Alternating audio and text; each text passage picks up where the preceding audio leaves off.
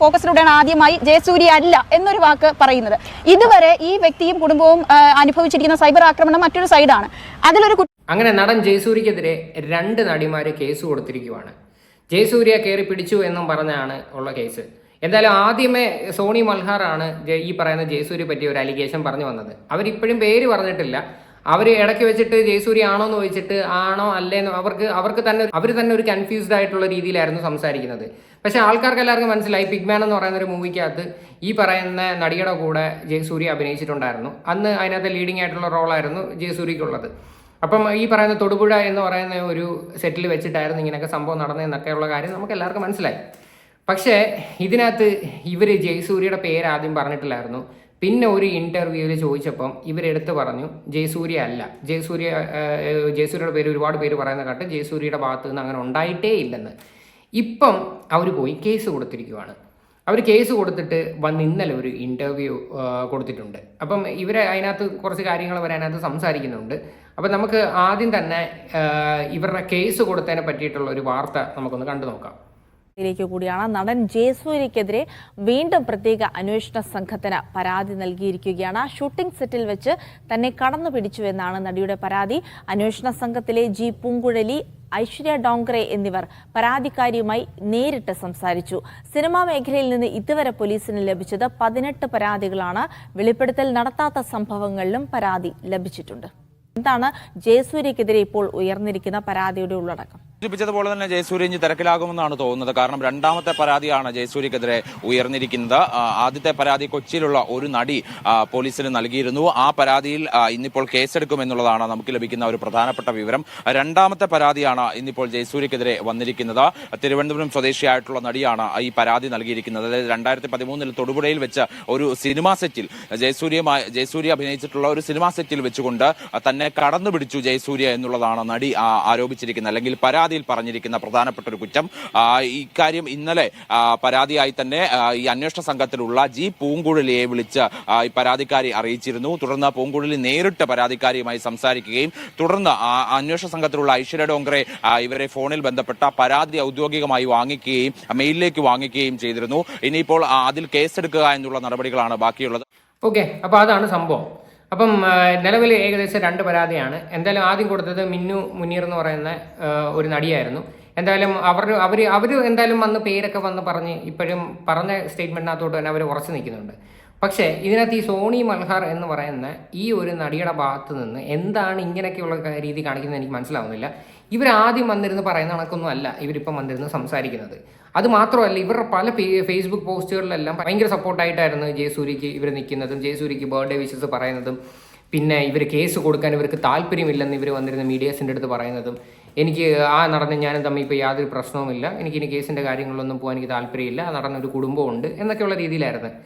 പിന്നെ ഇവരെന്താണ് ഇപ്പോൾ ഇങ്ങനെ അങ്ങോട്ടും ഇങ്ങോട്ടും മാറ്റി കളിക്കുന്നതെന്ന് എനിക്ക് മനസ്സിലാവുന്നില്ല. എന്തായാലും നമുക്ക് ഇന്നലെ അവർ കൊടുത്ത ഇൻ്റർവ്യൂ ഒന്ന് കണ്ടു നോക്കാം.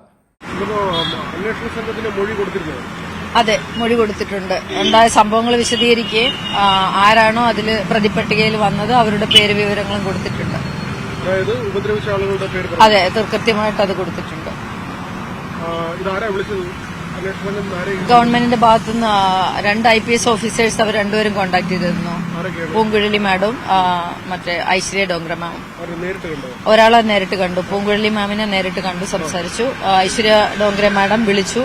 അപ്പം മെയിൽ ID അയച്ചു തന്നു. അതിനകത്തേക്ക് നമ്മളുടെ എല്ലാ കാര്യങ്ങളും കൃത്യമായിട്ട് അതിൽ അപ്ലോഡ് ചെയ്യാൻ പറഞ്ഞു. അപ്ലോഡ് ചെയ്തതിന് ശേഷം സൈറ്റിൽ അവർ കണ്ടില്ല. അപ്പോൾ അതുകൊണ്ട് അതിന്റെ സ്ക്രീൻഷോട്ട് അയക്കാൻ പറഞ്ഞു വെരിഫിക്കേഷന്. അപ്പോൾ after mailing I will send screenshot. അത് കഴിഞ്ഞതിന് ശേഷം പിന്നെ മാം അത് കിട്ടിയെന്ന് പറഞ്ഞിട്ട് താങ്ക്സ് അയച്ചു. പിന്നെ എപ്പോൾ വേണോ ഏത് കാര്യത്തിനായാലും അതായത് ഇപ്പൊ ഇങ്ങനെ ഒരു സാധനം ചെയ്തു വിട്ടു പോവാനല്ല അവർ ഉദ്ദേശിക്കുന്നത്. അതായത് നമുക്ക് എന്തെങ്കിലും ഒരു പരാതി ഇനിമേലുണ്ടെങ്കിൽ, അതായത് ഒരു സേഫ്റ്റി സോണാണ് അവർ തുടങ്ങി വെക്കുന്നത്. ഇവര് ഇനി അങ്ങോട്ട് എല്ലാ കാര്യത്തിലും ഒരു സിസ്റ്റം വർക്ക് ചെയ്യുമെന്ന് ഞാൻ വിശ്വസിക്കുന്നു. ബിക്കോസ് അത് ഗവൺമെന്റിനുള്ള ഇപ്പം NDTVയിലെ ഒരു ടോക്കിലും വന്നത് അതാണ്. കേരളത്തിൽ നടക്കുന്ന ഈ അസാൾട്ടിങ്ങും ഇങ്ങനത്തെ കാര്യങ്ങൾ. ഓക്കെ, അപ്പം പരാതി കൊടുത്തതിനെ പറ്റിയിട്ട് വ്യക്തമായിട്ട് പറഞ്ഞു, മെയിൽ ചെയ്തു, അതിൻ്റെ ഡീറ്റെയിൽസ് എല്ലാം പറഞ്ഞു.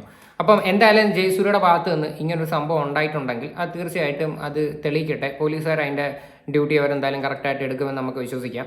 പക്ഷേ ഈ ഒരു വിഷയത്തിൽ ഇവർ ഈ പറഞ്ഞേക്കുന്ന കാര്യങ്ങൾക്കൊന്നും ഇവരുടെ കയ്യിൽ തെളിവുകളില്ലെങ്കിൽ ഇത് കോടതിയിൽ നിലനിൽക്കുമെന്ന് നിങ്ങൾക്ക് തോന്നുന്നുണ്ടോ? ഒരു കാരണവശാലും നിലനിൽക്കത്തില്ല. കോടതിക്ക് വേണ്ടത് എവിഡൻസ് ആണ്. ഇവരിപ്പം വർഷങ്ങൾക്ക് മുന്നേ ഉള്ള ഒരു കാര്യം ഇപ്പം വന്നിരുന്ന് പറഞ്ഞിട്ട് ഒന്നും നേടാനില്ല. കാര്യം ഇതിപ്പം പബ്ലിക്കലി എന്തായാലും ജയസൂര്യ നാണം കെട്ട് ജയസൂര്യ ചെയ്തിട്ടുണ്ടെങ്കിലും ഇല്ലെങ്കിലും ചെയ്തിട്ടുണ്ടെങ്കിൽ തീർച്ചയായിട്ടും ഈ നാണം കെട്ടുന്നതിനകത്ത് വലിയ വിഷയമില്ലെന്നാണ് എനിക്ക് തോന്നുന്നത്. കാര്യം ഒരാളുടെ പെർമിഷൻ ഇല്ലാതെ നമ്മൾ ഒരാളെ കയറി പിടിക്കുക എന്ന് പറയുന്നത് തന്നെ ഏറ്റവും വലിയൊരു തെറ്റാണ്. എന്തായാലും ബാക്കിയുടെ കണ്ടുപോകാം. ആള് സോണിയോടല്ല മറ്റൊരാളിനോട് മോശമായി പെരുമാറിയ കാര്യം പറഞ്ഞിരുന്നു. ഈ പേരുകളെല്ലാം പറഞ്ഞിരുന്നു. അതെ അതെ പറഞ്ഞിട്ടുണ്ട് കൃത്യമായിട്ട് പറഞ്ഞിട്ടുണ്ട്. അതെ അതിൽ ചില ആക്ഷേപങ്ങൾ വരുന്നത് ചില പേര് പറഞ്ഞിട്ടില്ലെങ്കിൽ ചില സൂചനകൾ ഉണ്ടായിരുന്നു. പിന്നീട് ആ ആളല്ല, അതായത് പലരും ഊഹിക്കുന്നുണ്ട് അതാണെന്നോ അല്ലെന്നോ സോണിയ പറഞ്ഞില്ല, തള്ളി പറഞ്ഞില്ല. പക്ഷേ ചില പേരുകളല്ല എന്ന് പറഞ്ഞത് പണം വാങ്ങിയാണ്, അവർക്ക് അഡ്ജസ്റ്റ്മെന്റ് ആണ്, അല്ലെങ്കിൽ ആ തരത്തിൽ ഒത്തുതീർപ്പിലേക്ക് പോയി എന്നുള്ള ആരോപണം വരുന്നുണ്ട്. ആരോപണം ഞാനും കണ്ടിരുന്നു. ഇപ്പൊ തെറ്റായ കുറെ വാർത്തകൾ വരുന്നുണ്ട്. അതായത് ഒരു പ്രത്യേക വ്യക്തിയുടെ പേര് പറഞ്ഞിട്ട് അയാളല്ല എന്ന് പറഞ്ഞു, വേറെ കയറി പിടിക്കാൻ വന്നവനെ അടിച്ചുവിട്ടു. ഇങ്ങനെ എന്തിനാണ് പടച്ചു വിടുന്നതെന്ന് എനിക്കറിയില്ല. ഞാൻ പ്രമുഖ ചാനലിന് കൊടുത്തത് ആരും വളച്ചിട്ടില്ല. പ്രമുഖ ചാനൽ അതിന്റെ അന്തസ്സ് കാണിച്ചു എന്ന് തന്നെ പറയാൻ പറ്റും. ആരും പറഞ്ഞ വാക്കിന് ഇതാക്കില്ല. പക്ഷെ ഒരു ഓൺലൈൻ മീഡിയയിൽ കൊടുത്ത സാധനം ഇന്ന ആളാണോ എന്ന് അവർ കൂടുതൽ ചോദിക്കുമ്പോ അല്ല ആണെന്ന് പറഞ്ഞാലും പ്രമുഖ എന്നുള്ള പേര് ചാനൽ പറയുമ്പോഴും ഇപ്പൊ ഈ പ്രമുഖ എന്നുള്ള ചാനൽ ഏതാണെന്ന് പറഞ്ഞു ചാനൽ പറഞ്ഞു. എനിക്ക് തോന്നുന്നു ഫോക്കസ് ടിവിക്കാണെന്ന് തോന്നുന്നു അവരോട് പറഞ്ഞത്. അപ്പൊ ഞാൻ പറഞ്ഞത് ഇന്ന ആളാണോ എന്ന് എടുത്തു ചോദിക്കുമ്പോൾ ഞാൻ പറഞ്ഞത് നിങ്ങൾ എത്ര ചോദിച്ചാലും എനിക്കത് പറയാൻ പറ്റില്ല. കാരണം എല്ലാ വലിയ ചാനലിൽ ചോദിച്ചിട്ട് ഞാൻ പേര് റിവീൽ ചെയ്യാത്ത തൽക്കാലം പേര് പറയാൻ ഉദ്ദേശിക്കുന്നില്ല. ഇനി ആണോ നിങ്ങൾ ചോദിച്ചാൽ അല്ലാന്ന് ഞാൻ പറയുള്ളൂ എന്നുകൂടി പറയുന്നുണ്ട്. അപ്പൊ വീണ്ടും ഇന്ന ആളാണോ എന്ന് ചോദിക്കുമ്പോൾ ഞാൻ അല്ല, പക്ഷേ നിങ്ങൾ വീണ്ടും മറ്റൊരാളുടെ പേരും ചോദിച്ചാലും ഞാൻ അല്ലാന്ന് എന്നല്ലേ പറയാൻ പറ്റുള്ളൂ. കാരണം ഇത് പറയേണ്ട സമയമാകുമ്പോൾ ഞാൻ പറയും എന്ന് പറയുന്നിടത്ത് ഇന്ന ആളുടെ പേരും അല്ല എന്ന് പറയുന്നത് രണ്ടും പെട്ടെന്ന് എഡിറ്റ് ചെയ്യുമ്പോൾ ഇന്ന ആളാണോ അല്ല എന്ന് പറയുമ്പോൾ ആ വീഡിയോ കാണുമ്പം അവരത് അപ്ലോഡ് ചെയ്ത് കഴിഞ്ഞാൽ കാണുന്ന പ്രേക്ഷകന് ആള് പറയുന്നത്. പിന്നെ ഇതേപോലെ സംഭവം എഡിറ്റ് ചെയ്തതാണെന്നാണ് പറയണത്. എന്തോന്ന് കള്ളത്തരമാണ് ഈ വന്നിരുന്ന് സംസാരിക്കുന്നത്. ഇവരുടെ വായും കൊണ്ട് തന്നെ ഇവർ പറഞ്ഞ ആ ഒരു ക്ലിപ്പിംഗ് നമ്മളെല്ലാവരും കണ്ടതാണ്. ഭയങ്കര രീതിയിൽ ട്രോളും പോകുന്നുണ്ട്. അതെന്തോന്ന് എഡിറ്റ് ചെയ്യാൻ പറ്റും? ഇവർ തന്നെ എടുത്ത് പറയുന്നുണ്ട് അല്ല ആ ഒരു നടനല്ല. ഇവരുടെ വായും കൊണ്ട് തന്നെ ഇവർ പറയുന്നുണ്ട്. നിങ്ങൾക്ക് വേണമെങ്കിൽ ഞാൻ ആ ഒരു ക്ലിപ്പിംഗ് കാണിച്ചു തരാം. പേരിന് പ്രസക്തി വളരെ കൃത്യമായി തന്നെയുണ്ട്. കാരണം ഇവരെല്ലാവരും ഇപ്പോഴും ഫിലിം ഇൻഡസ്ട്രിയിൽ നിൽക്കുന്നവരാണ്. സോണിയ മൽഹാർ എന്ന് പറയുന്ന വ്യക്തിയാണ് ഒരാൾക്കെതിരെ കുറ്റാരോപണം നടത്തുന്നത്. പക്ഷേ ഈ വ്യക്തി എന്ന് പറയുന്നത് ഇപ്പോഴാണ് എനിക്ക് തോന്നുന്നു ഫോക്കസിലൂടെയാണ് ആദ്യമായി ജയസൂര്യ അല്ല എന്നൊരു വാക്ക് പറയുന്നത്. ഇതുവരെ ഈ വ്യക്തിയും കുടുംബവും അനുഭവിച്ചിരിക്കുന്ന സൈബർ ആക്രമണം മറ്റൊരു സൈഡാണ്. അതിലൊരു കുറ്റബോധമുണ്ടോ? നമ്മൾ കാരണം മറ്റൊരാൾക്കൊരു ബുദ്ധിമുട്ട് വരുമ്പോൾ അത് സ്വാഭാവികമായിട്ടും പല ആർട്ടിസ്റ്റുകളുടെ പേരുകൾ, പല താരങ്ങളുടെ പേരുകൾ, സൂപ്പർ താരങ്ങളുടെ ലാലേട്ടൻ, ദുൽഖർ, ജയസൂര്യ അടക്കം പലരുടെയും പേര് പറയുന്നുണ്ട്. ലാലേട്ടൻ, ദുൽഖർ ഇവരുടെയൊക്കെ പേര് പറയുന്നുണ്ട്. നമ്മൾ കാരണം ബാക്കിയുള്ളവരുടെ ഫാമിലിക്ക് ഒരു ബുദ്ധിമുട്ടുണ്ടാകുന്നതെന്ന്. പിന്നെ എന്തിനാണ് ഈ പറയുന്ന ഒരു നടി ഇത്രയും പ്രഹസനങ്ങളൊക്കെ കാണിച്ച് എല്ലാ ന്യൂസ് ചാനലിലും വന്നിരുന്ന് ഇത്രയും ഡയലോഗ് പറഞ്ഞിട്ട് ആദ്യം വന്നിരുന്നിട്ട് ഇത്രയും കാര്യങ്ങൾ പറഞ്ഞപ്പോഴേ ആൾക്കാർക്ക് മനസ്സിലായി ഏത് മൂവിയാണ് അത് ജയസൂര്യയാണെന്ന് സാമാന്യ ബോധമുള്ളവർക്ക് മനസ്സിലായി. പിന്നെ അതിനുശേഷം ഇവർ പറയുമോ ജയസൂര്യ എന്ന് പറയുന്ന ഒരു നടനേ അല്ല.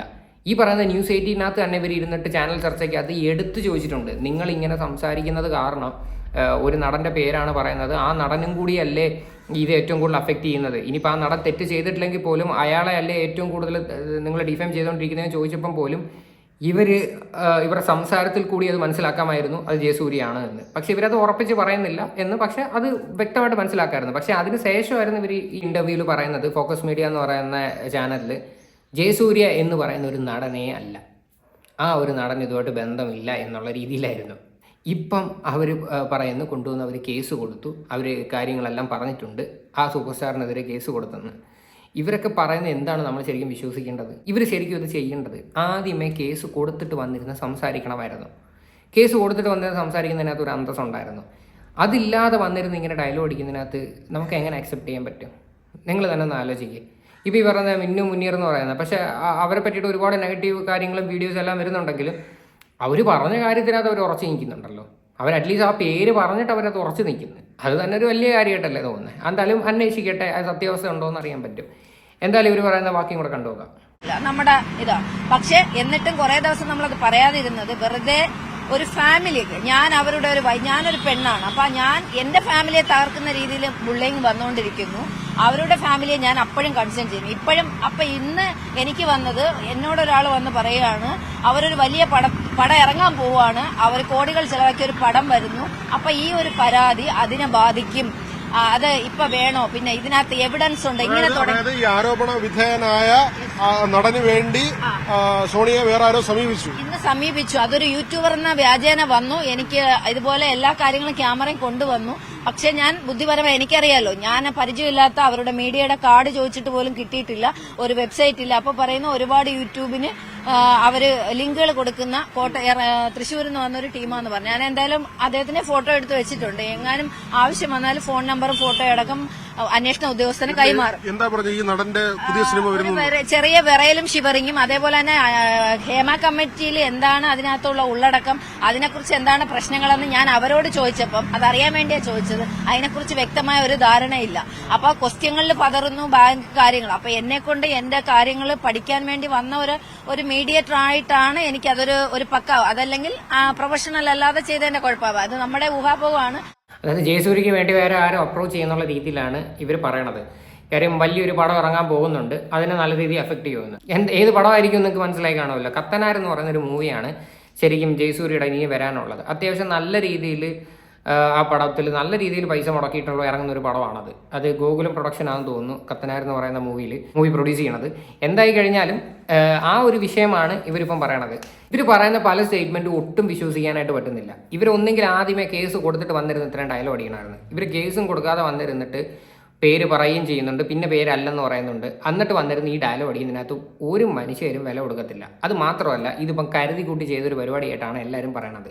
എല്ലാ കമൻറ്റ് ബോക്സുകളിലും പറഞ്ഞു തുടങ്ങി ജയസൂര്യ എന്ന് പറയുന്ന ഒരു നടൻ്റെ ഭാഗത്ത് നിന്ന് ഇങ്ങനെ ഉണ്ടാവത്തില്ല, ഇത് കരുതി കൂട്ടി ചെയ്തൊരു പണിയാണെന്നൊക്കെയാണ് എല്ലാവരും ഇപ്പം പറഞ്ഞുകൊണ്ടിരിക്കുന്നത്. ശരിക്കും പറഞ്ഞു കഴിഞ്ഞാൽ ഈ അമ്മ സംഘടനയിലുള്ള ആൾക്കാർ ഇവർ രാജിവെച്ച് പോകേണ്ട ആവശ്യം സത്യം പറഞ്ഞില്ലായിരുന്നു. പക്ഷേ ഓവറായിട്ട് അലിഗേഷൻസ് വരുമ്പോഴത്തേക്ക് ആർക്കും പിടിച്ചു നിൽക്കാൻ പറ്റത്തില്ലായിരുന്നു. പക്ഷേ ലാലേട്ടൻ 2 വാക്കെങ്കിലും പറഞ്ഞിട്ടെങ്കിലും പോകണമായിരുന്നു. അല്ലെങ്കിൽ ഒരക്ഷരവും സംസാരിക്കാതെ പോയി പ്രസിഡന്റ് സ്ഥാനം രാജിവെച്ച് ഇപ്പം ബാക്കിയുള്ള ആൾക്കാർക്ക് സത്യം പറഞ്ഞ് ഇത് കയ്യൊട്ടി ചിരിക്കാനായിട്ടുള്ള ഒരു അവസരം ഉണ്ടാക്കി. എന്തായാലും തെറ്റ് ചെയ്തിട്ടുണ്ടെങ്കിൽ ഇവരാരായാലും, ജയസൂര്യ ആയാലും വേറെ ഏത് നടന്മാരായാലും എന്തായാലും ശിക്ഷ തീർച്ചയായിട്ടും അനുഭവിക്കണം. നമ്മളൊരു അലിഗേഷൻ പറയുമ്പം അതിനൊരു വ്യക്തതയില്ലാത്ത ആൾക്കാരുടെ കാര്യങ്ങൾ കഴിവതും ചെവി കൊള്ളാതിരിക്കുന്നതായിരിക്കും നല്ലത്. ഇതിപ്പോൾ എല്ലാ മീഡിയസിനും ഇന്റർവ്യൂ കൊടുക്കുന്നു, എല്ലാ ചാനൽ ചർച്ചയിലും ചെല്ലുന്നു എന്ന് പറഞ്ഞിട്ടൊരു കാര്യമില്ല. തെറ്റ് ഇതിപ്പം നിങ്ങൾക്ക് ഇങ്ങനെ ഒരു ബാഡ് ഇൻസിഡന്റ് ഉണ്ടായിട്ടുണ്ടെങ്കിൽ നിങ്ങൾ കംപ്ലൈന്റ് കൊടുക്കുക, പറഞ്ഞിട്ട് പോവുക. കാര്യം വഴിനീളെ എല്ലാ ചാനലിലും പോയി ഇന്റർവ്യൂ കൊടുക്കുന്നതും ഫേസ് ഭയങ്കരമായിട്ട് കാണിച്ചിങ്ങനെ സംസാരിക്കുന്നതിനകത്തൊന്നും ഒരിക്കലും യോജിക്കാൻ പറ്റത്തില്ല. എന്തുകൊണ്ട് ഫേസ് ബ്ലർ ചെയ്യുന്നില്ല? ഇപ്പം കുറച്ച് ചാനൽ മാത്രം ഫേസ് ബ്ലർ ചെയ്യുന്നത്, അല്ലാത്ത ചാനലുകളൊന്നും ഫേസ് ബ്ലർ ചെയ്യുന്നില്ല. അത് മാത്രമല്ല, വേറെ ഈ അലിഗേഷൻ പറഞ്ഞ് വന്നേക്കുന്ന ഒരു നടിയുടെ ഫേസ് ബ്ലർ ചെയ്തപ്പോഴത്തേക്ക് ആ ചാനൽ ചർച്ച ചെയ്തൊക്കെ ഇറങ്ങിപ്പോയെന്നാണ് പറയണത്. കാര്യം ഫേസ് ബ്ലർ ചെയ്യരുത്, ഫേസ് കാണണമെന്ന്. അപ്പോൾ ഇതിലേക്ക് ഉദ്ദേശം എന്താണ്? മാക്സിമം റീച്ചാണോ അവരുടെയൊക്കെ ഉദ്ദേശം? എന്തായാലും മീഡിയസായിട്ട് നല്ല രീതിയിൽ അങ്ങ് ആഘോഷിച്ച് നല്ലോണം അങ്ങ് വിളയാടുന്നുണ്ട്. അവർക്ക് നാട്ടിൽ വേറെ ഒരു ന്യൂസും ഇനിയിപ്പം അവരതിൻ്റെ പുറകെ പോകത്തില്ല. ഇത് തന്നെയാണ് അവരുടെ മെയിൻ ടോപ്പിക്ക്. ഓക്കെ, അപ്പോൾ ഇതിനെയൊക്കെ കുറിച്ചിട്ടുള്ള നിങ്ങളുടെയൊക്കെ അഭിപ്രായങ്ങൾ എന്താണെന്ന് വെച്ചാൽ നിങ്ങൾ തീർച്ചയായിട്ടും കമൻറ്റ് ചെയ്യുക.